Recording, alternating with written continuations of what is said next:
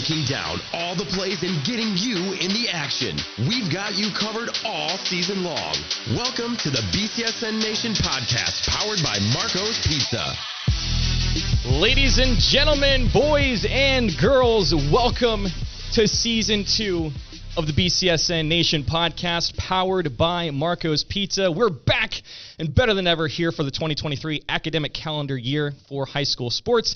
I'm your host, Brendan Goforth, and joining with me, as always, we got Justin 𝗵𝗀𝗃𝗀𝗃. Oh, we are ready to go. Kick the tires and light the fires, as I like to say. Do you got some new glasses? I do not, no, but I'm wearing them today. They're new to me. They're new to me. You're looking good, feeling good, fresh here. Powered by Marco's Pizza, BCSN Nation Podcast, Season 2. We made it through Season 1. I think this is episode 41, if you're totaling it last year to this year, but we are ready for high school football, locked and loaded with you and our boy Mike Robb. Yes, he was here with us last year, and now he's here with us the whole season here for the football season. How you doing? Hey, you know what? I'm just glad to make it through the gauntlet last year, so I want to thank everybody for giving me this opportunity to keep talking about high school football in Northwest Ohio each and every week here on this podcast. I'm so excited that you're going to be able to see this on TV and catch it on everywhere you see your podcast at. So, hey, more football for you guys and more jib-jab from us. Absolutely. And he actually kind of leaked it there, but I'll talk about it here in just a second. Coming up on today's show, we are talking the 2023 high school football season. It's finally here. We're here and ready to go. We've also got here the Player of the Week. We're going to preview what that segment is going to look like each and every week here on the show.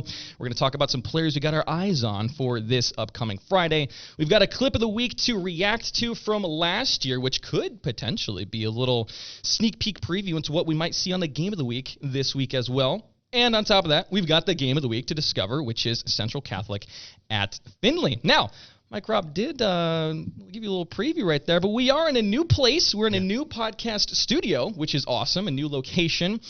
New time slot for you guys to tune in. So last year, we were on at 3 o'clock on Wednesdays. We've since now moved to 4 p.m.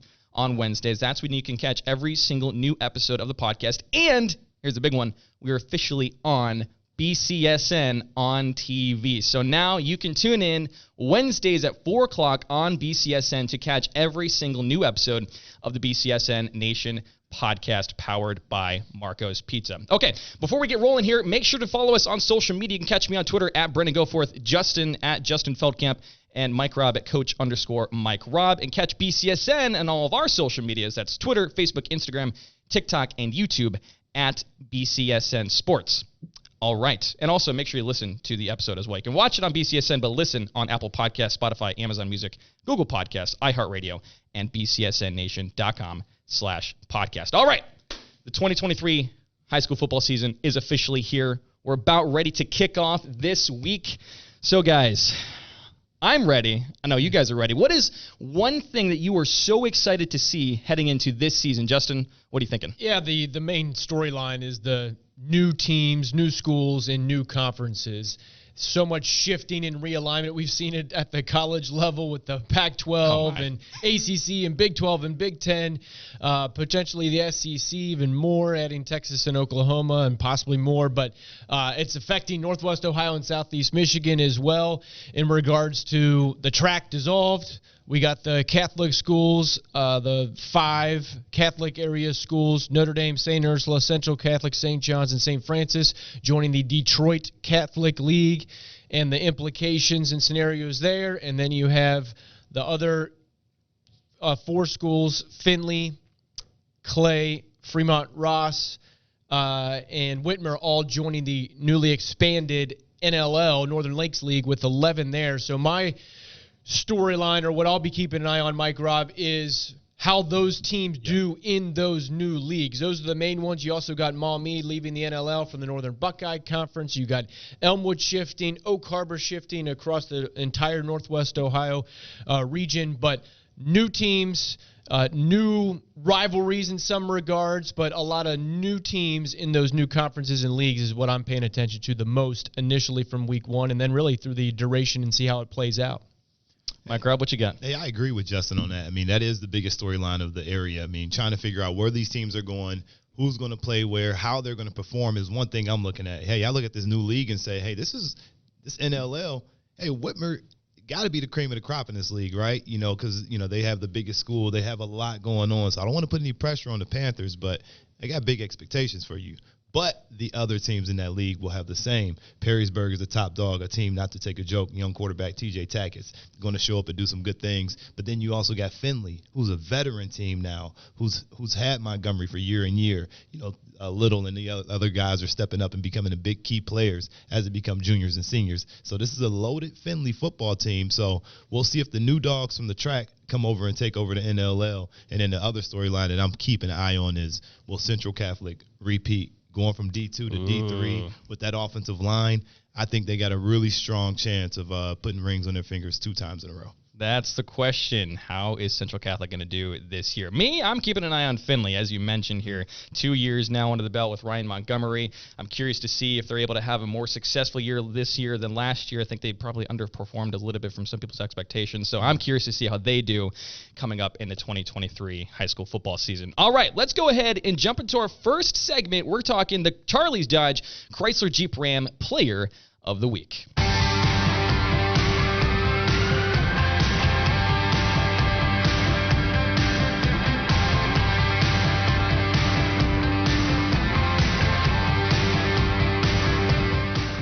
You are watching and or listening to the BCSN Nation Podcast powered by Marco's Pizza. Welcome to our Charlie's Dodge Chrysler Jeep Ram Player of the Week segment. So here's the thing. Normally, we would have high school football games to talk about on the show, but because this is happening before the games take place, we don't have a Player of the Week to explicitly talk about just yet. But here's the way it'll work. This Friday, we'll have a bunch of games you guys can catch on Game Day Nation, on BCSN, and on the NLL Network. And on 10:30, at our Twitter, at BCSN Sports, we will have a poll that will go out Friday night at 10:30 p.m.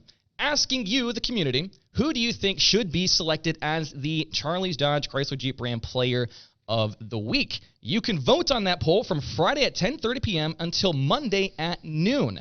Once that poll has concluded, we will have ourselves the Player of the Week. And then here next week on the show, we will discuss that player, talk about what made them so good that week and how they were a huge impact on their team. So we don't have any games to talk about at the moment, but we do have players. We have our expectations and predictions. So, Mike Robb, I want to start with you. Who is a player that you are keying in on that could be a Player of the Week caliber player this Friday? Hey, this Friday, you got to take a look over there again. I talked about the Panthers. Brady Ford, young quarterback, stepped up, got a little bit of reps as a freshman, took over full-time last year, and now he has his feet up underneath him. I think he's a guy that can lead his football team to victory. I think he has the tools. He can throw the football. Saw a couple scrimmages. He runs the ball extremely well.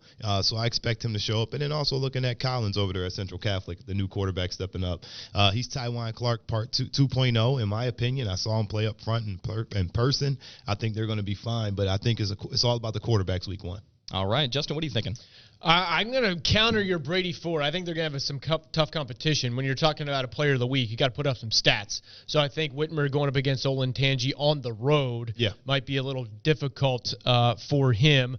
Not to throw any shade his way. He's going to be a great player, I think, for the Panthers. But just looking at a potential Player of the Week candidate, putting up some stats, I'm going to go with Isaac Sexton, a running back from Southview. He has 1,794 yards in his career. He needs 1,000 this season to break the school record. There's been some solid running backs who have come through Southview, so that would be a definite feather in his cap. So Isaac Sexton, to my knowledge and my expectation for him to be the best running back in not only the Cardinal division of the Northern Lakes League, but potentially across the entire NLL involving all schools, because we've seen Connor Wallensack depart, graduated from Perrysburg. He's now at UT. We've seen Joe Caswell from Anthony Wayne. He graduated as well. So I think Isaac Sexton could be a key player for the Cougars, who are going against their crosstown rival, the Northview Wildcats, in a game that will be seen on the BCSN app. And then I'll give you one more. Ottawa Hills quarterback Chase Miller. He is a key contributor last year, kind of going through the reps, and they were a part of a championship team. So the Ottawa Hills Green Bears picked to win the TAC once again. I think he's going to have a chance to put up some big numbers against Gibsonburg. That game is at Ottawa Hills, and Gibsonburg is young. They do not have Connor Smith anymore. The running back can't control the time of possession as much as they did last year, so I think that leads to good things for Chase Miller and Ottawa Hills. All right. Well, here's the thing. We got a ton of games coming up on Friday. We'll get to that a little bit later on in the show. But like I said, all these players are going to be playing on the gridiron this Friday and even more than that. So we've got a ton of options for who could be selected as a nominee for the Player of the Week poll. And again, that will be on our Twitter this Friday night, 10:30 p.m. at BCSN Sports. You guys can vote on there for who should be selected for the Charlie's Dodge Chrysler Jeep Ram Player of the Week. All right, let's go ahead and jump into our next segment here. We're going to be reacting to an awesome play that happened last year on the football field and could be a little bit of a preview for this upcoming game of the week. We're jumping into our clip of the week.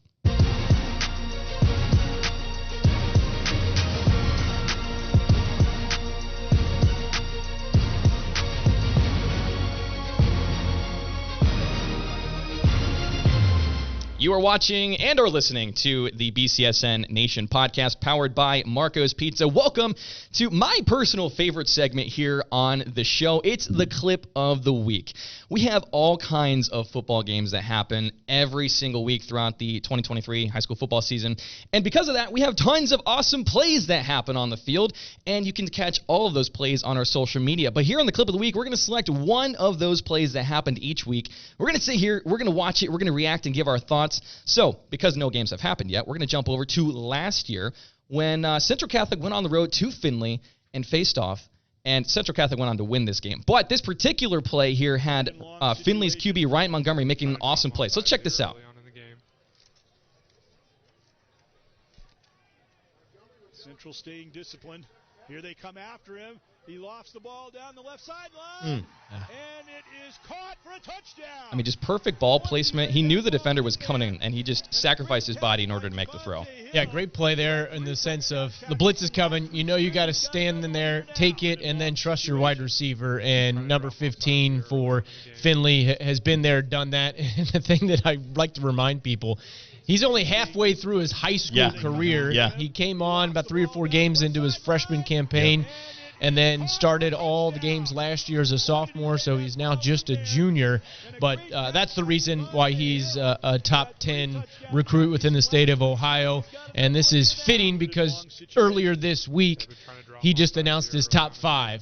So his top 5 is now Michigan, Penn State, South Carolina, Florida, and Georgia. Just some of the top teams and programs across the country. That's Big Ten, SEC, SEC. So big-time programs are after him. One team that is not on that list is Ohio State, where his older brother, Luke Montgomery, is a true freshman. And got a source tells me that he is going to be the backup right guard as a starting true freshman. Not starting, excuse me, a backup right guard as a true freshman. But it looks like Ryan is going to be blazing his own path, not following in his brother's footsteps down to Columbus, but will be going elsewhere as he approaches his junior season here with the Trojans. Yeah, he's a special talent, and like I said, he makes a lot of plays. And Tavian St. Clair is the quarterback who did accept the offer to Ohio State. Out of Bell Fountain? Which put Ryan in a back seat of that Ohio State deal. That typically that's kind of how these things happen. So, I mean, it wouldn't make sense for 2 top quarterbacks in the state to go there and compete against each other. So you want to go find neutral grounds. And I know those guys work out with the same quarterback coach. But more importantly, that pass, that play is why you could beat a Central Catholic team if they get caught playing man-to-man coverage quite often. And I'm sure they made an adjustment and went to some zone, and this is probably why they won the football game. But they do have a really aggressive team, and I'm actually happy that we're seeing this right now because this might be some deja vu coming up this weekend. And that's honestly, that's why I chose this clip to react to, because it could genuinely be a little preview into what we're going to see this Friday night.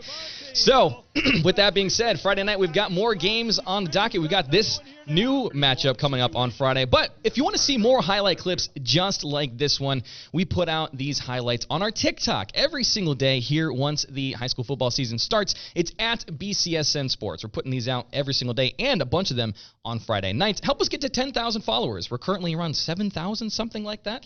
So help us get to 10,000 followers and catch some awesome plays over there on the TikTok. All right. Well, that is it from our clip of the week. But before we jump into our final segment, I want to let you guys know out there, we obviously cover all the sports, and we want to showcase the athletes. But it's not just about the athletes. Justin's got something over here to show you guys out there. Look at what we got. Yeah, I brought props in week 1 of the podcast here. Yes. This is the belt. Look at how shiny and shimmery that is. Oh, looks amazing. Worked hard on that, man. Student section of the season. We're talking high school football, so this is the fall sports season. So we'll have a fall winner, we'll have a winter, and then those two will be a part of our BCSN Honors Program Award Show in June. But you got to earn this. Yes, you don't you just do. give this away each week to take fancy pictures and videos with your student section and your classmates. You got to earn this, and each and every week you got to hashtag us, reach out to us to our social media platforms, as you mentioned, at BCSN Sports, using the hashtag SSOTW, Student Section of the Week. Yep.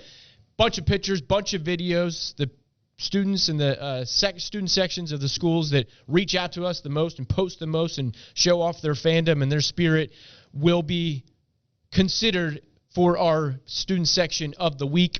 To get things going, we'll have Carly Ford from BCSN Sports Nightly out at Southview. We're expecting 5,000, maybe 6,000 people at that one for the Battle of Sylvania. That's a big one. Wildcats and Cougars, Northview and Southview there. So Southview should be able to represent pretty well over there at Mel Nussbaum Stadium. But, each and every week, student section of the week. That's how you do it. Add us at BCSN Sports on social media and use the hashtag SSOTW. You got to show up, be loud, and be proud for your school, and add us at BCSN Sports and hashtag SSOTW to be considered for the student section of the week. We'll let you know next week on the show who won the first week of the student section of the week, and also on our social media. All right, that's it for our student section talk. Let's jump right in to our final segment. It's our game of the week.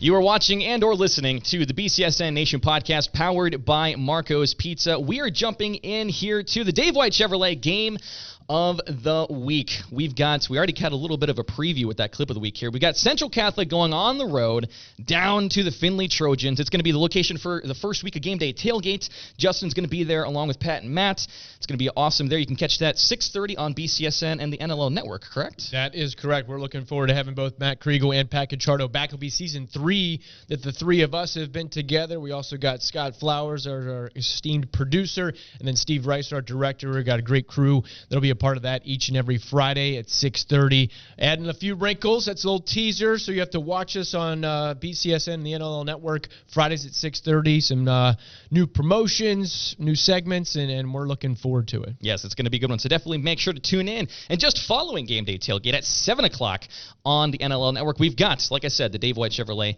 Game of the Week, which is Central Catholic at Findlay. A couple things to mention with this matchup coming up before we get into the discussion. The track is no longer, which, of course, Central and Findlay were part of the track last year. Central has moved on to, like Justin mentioned earlier, the Detroit Catholic League. Findlay has moved on to the NLL, so they're no longer in the same conference. Last year, Central Catholic, like Mike mentioned, went on to win the Division II state championship. They've now since moved down to Division III. And Findlay last year had a lot of, in my estimation, a lot of high expectations, and they ended up going 5-5 in the regular season. So not necessarily as good as I think they were probably looking to go. So heading into this first week, this big matchup, Justin, what are we looking forward to with this game of the week? Yeah, well, first time facing each other in more than a decade as non-conference foes. We already talked about Ryan Montgomery at length here, so it's a matter of, does he have weapons to throw to and hand off to, and can an offensive line protect him? I asked that to Coach Stephen Adams earlier this week.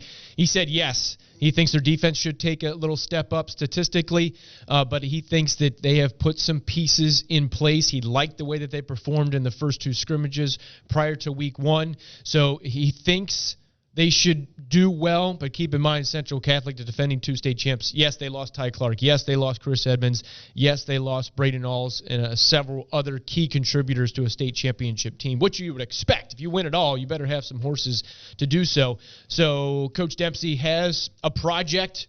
In many cases, every coach has that each and every season to restock the cupboards and find key guys in key positions.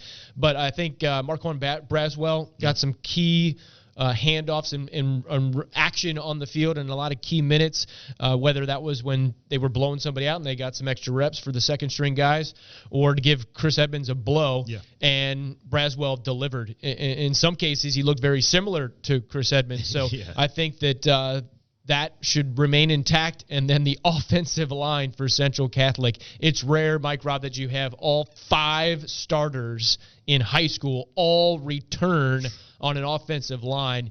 And it's not just guys. It is some big guys who have some Division I college offers and aspirations. So that line is going to open up some holes, in my opinion. And I think at least initially Central Catholic is going to rely more on the run game as opposed to the passing game here in the early going. All right, you hit it all on the head right there. Ryan Montgomery, is he going to have the weapons to make these things happen? And I absolutely believe so. Having a kid like Reese Little, with their tight end, he makes a lot of plays. They'll flex him out. Haven't seen their scrimmages yet, so I don't really know what to expect from their offense this year. But defensively is where they're going to have to make the biggest leap up, in my opinion, if they want to make a stand in this league for Findlay. And they got 2 inside linebackers that can make plays. Nate Regal, he's a big-time hockey player as well, but this kid can make plays. He's a stud. He's got Division I in him, in my opinion. And you also look at 𝗧𝗵𝗲. Both of these kids can be first team all NLL, in my opinion, with their skill and what they can do. You got Luke Wyrick as well, who's a veteran at the starter, and then Ashton Yeager, another big fella. So they got some guys, and they're older now. They've all been playing since freshman year. They've all been trying to keep up with Luke Montgomery and just kind of follow his path as he, played on the varsity level as a young buck. But now they're going to have to come again and come together. You still got a junior quarterback who's still going to piece this thing together. It's kind of crazy to think that he's still just a junior. It is insane. Because it's hard to believe how good and mature he has gotten over 2 seasons, and to see what he does now is going to really just, open our eyes up to what's going on. And then for Central Catholic, it comes down to, like you said, that line. I mean, bringing all these big fellas back. You got even a kid, Jamarian Russians, who's 6'6", 330. He's not even a starter. You got Nick Banaszak, who's a flex player. He's 6'3", 280. He's not a starter. All these guys were on this team last year. They have about 10 players that's over 6'3" and 260.